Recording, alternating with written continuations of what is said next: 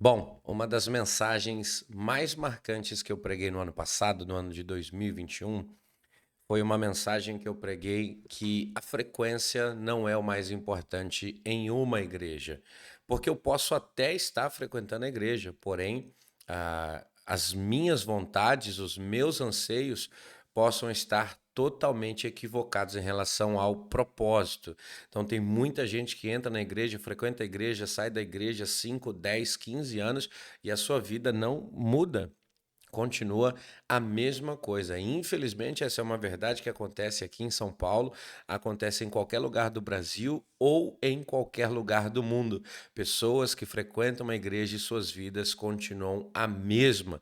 Então, hoje nós vamos falar sobre o que verdadeiramente muda a nossa vida. Fica com a gente nesse devocional. Se você curtiu o nosso vídeo, deixa o seu gostei, compartilha ele, faça a sua inscrição no canal para que esse programa possa crescer e abençoar mais pessoas.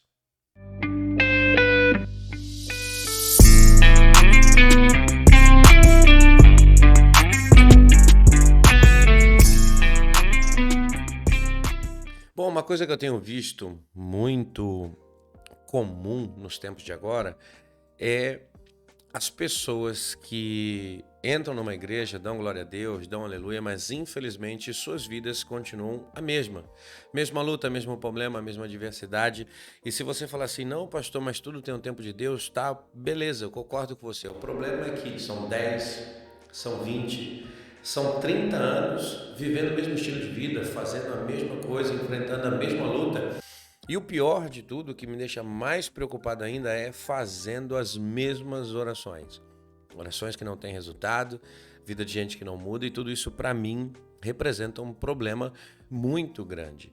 Então, qual que é o verdadeiro sentido da vida cristã? Para onde é que deve apontar a vida cristã? O que é que eu devo fazer para que a minha vida possa ter sentido e eu estar vivendo dentro do propósito que Deus tem para mim? E eu separei hoje para gente um versículo apenas para fazer esse devocional com você, tendo a certeza que se você entender isso, tua vida cristã vai funcionar, tua caminhada de fé será excelente e você, além de ser marcado, marcará a vida de muitas pessoas através do seu testemunho de fé e da sua vida com Deus. Paulo escreve em Efésios, capítulo 5, verso 18, e não vos embriagueis com vinho, em que há contenda, mas enchei-vos do Espírito. Eu não quero, de maneira nenhuma, entrar no mérito da questão do vinho trazer contenda, mas eu queria pegar essa questão que Paulo fala, enchei-vos do Espírito. Se eu realmente quero viver uma vida que agrada a Deus, que exalta a Deus, que glorifica a Deus, eu preciso estar atento com isso, porque a ordem de Deus para nós é encha-se do Espírito.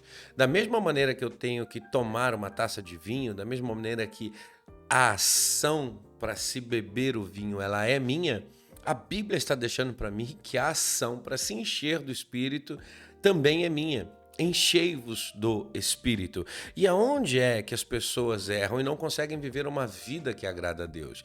É porque essas pessoas pensam que ir à igreja de domingo vai resolver o seu problema e ela será uma pessoa cheia do Espírito Santo. E isso é trágico. Isso é uma tragédia para a igreja desse tempo, de pessoas que pensam que somente ir a um culto, isso vai fazer com que essa pessoa tenha vida com Deus. A obrigação de se encher da presença de Deus é nossa. E presta atenção, esta é uma obrigação constante.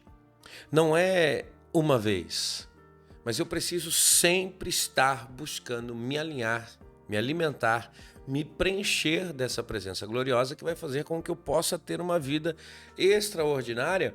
E muitas pessoas pecam, falham por achar que levantou a mão, aceitou Jesus, sua vida está resolvida. Dobrou o joelho, fez uma oração de domingo, sua vida está resolvida. Foi na igreja, deu uma oferta, frequentou 2 meses, fez o dízimo ali de maneira fiel, sua vida está resolvida. Mas nós não levantamos a mão para aceitar Jesus como nosso Salvador, e não se choque de eu falar isso. Nós levantamos a mão reconhecendo que Jesus se entregou por nós, deu sua vida por nós e que se tornou o Senhor da nossa vida. Não é que nós estamos aceitando Jesus como Salvador, é que nós compreendemos a verdade é que Ele se entregou no nosso lugar. Nós não dobramos o joelho para fazer uma oração, para resolver o nosso problema. O princípio e o propósito da oração é exaltar a Deus acima de todas as coisas. Jesus ensinou isso para a gente no Pai Nosso, é entronizar o Senhor, é glorificar o seu nome, é revelar a sua glória. É claro que nós não podemos deixar de pedir por nossa vida, porque o próprio Senhor disse: pedi e será dado. Bata na porta e ela vai se abrir. Então tem sim um princípio de busca através da oração, através do clamor de que Deus falará coisas que nós não conhecemos ainda, mas a gente não pode deixar os detalhes fugir da explicação de Jesus, onde ele mostra que primeiro na oração a gente louva, a gente exalta, a gente adora. O princípio da vida de oração é um princípio de comunhão, de se estar na presença de Deus de maneira constante, de se relacionar com Deus de maneira intensa, verdadeira, assim como um pai e um filho fazem constantemente dentro de casa. A gente não procura o nosso pai só para pedir a ele coisas, a gente procura o nosso pai para se relacionar com ele, a gente procura o nosso pai para estar na sua presença, a gente procura o nosso pai para que a gente possa tirar dele um sorriso, um abraço, um carinho e depois, nós conversamos sobre problemas e outras coisas assim. Então, as pessoas estão achando que entrar na igreja e deixar uma oferta, deixar um dízimo, isso vai fazer com que a nossa conta aumente, mas entenda, nós não dizimamos para que Deus venha dar alguma coisa na nossa vida. Nós dizimamos, ofertamos, por quê? Porque o Senhor já tem nos dado. O dízimo nada mais é do que uma devolução daquilo que eu recebi, não é um pagamento por aquilo que eu vou receber.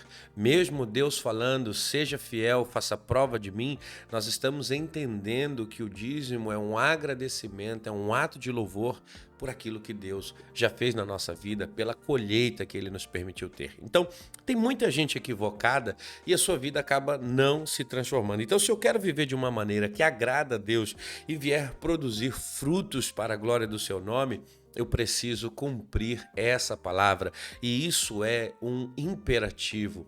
A Bíblia está dizendo, através do apóstolo Paulo, encha-se do Espírito, enchei-vos do Espírito, busque a presença do Espírito Santo. E aqui o verbo usado por Paulo está remetendo controle, domínio. É viver na presença de Deus, cheio da presença de Deus, de uma maneira com que a pessoa não tenha mais vontade própria, de uma maneira com que a vontade dessa pessoa passa a ser viver somente a vontade de Deus, somente a vontade que o Espírito a alimenta. Assim, dessa maneira, nossos pensamentos, nossas ações passarão a ser controladas pelo Espírito Santo. E aí você vai dizer: pastor, eu não vou ter mais vontade, eu não vou ter mais vida, não vou realizar mais os meus sonhos. Preste atenção e nunca pegue apenas um trecho da palavra de Deus para definir a rota que você vai andar e como você vai viver o Evangelho. Deus deseja que nós temos família, Deus deseja que nós trabalhemos, Deus deseja que nós possamos ser honrados sobre a face da terra, Deus deseja que nós possamos nos divertir, nos alegrar, Deus deseja com que nós tenhamos vida e vida e abundância, que é aquilo que Cristo dá pra gente.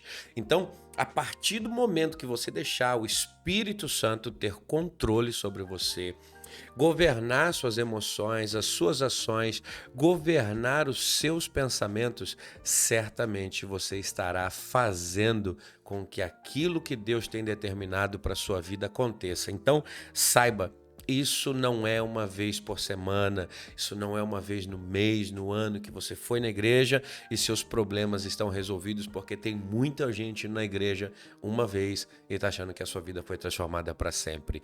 Deus quer de uma maneira constante governar o nosso ser, governar a nossa vida, nos abençoar para a glória do seu nome e fazer com que a nossa vida cristã, a nossa vida espiritual, ela tenha sentido, a nossa caminhada de fé tenha sentido e ela possa trazer resultados que vão glorificar o nome de Deus. Se esse vídeo te abençoa, se você conhece alguém que está anos dentro da igreja e sua vida não muda, frequentando a igreja há anos e sua vida não está transformada, passa para ela esse vídeo, ajude ela a entender que a gente não está para debater com Deus o que tem que acontecer, qual é a necessidade que tem que ser suprida.